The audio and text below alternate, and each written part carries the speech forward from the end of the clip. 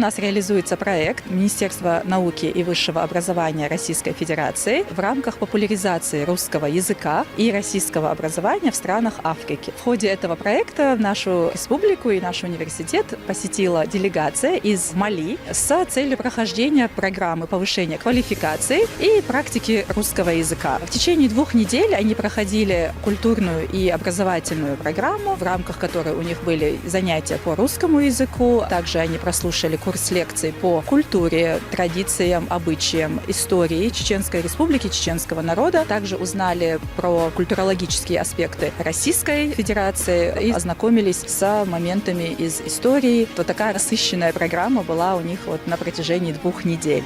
Мы очень много узнали сегодня. Мы побывали в многих местах университета и встречали очень много людей. И мы считаем, что мы хотим, и тогда же должно быть будущее, будет сотрудничество между нами. Потому что развиваем не только языки, но еще в научной сфере надо какие-то отношения. Все впечатления очень хорошие. Я слышал гостеприимство чеченцев, но у меня была возможность сам убедиться в этом. У нас были вообще прекрасные люди. Они нам там показали много места. Очень рада и очень красивый город. Мне вообще понравилось. И хочу еще раз тоже приехать здесь.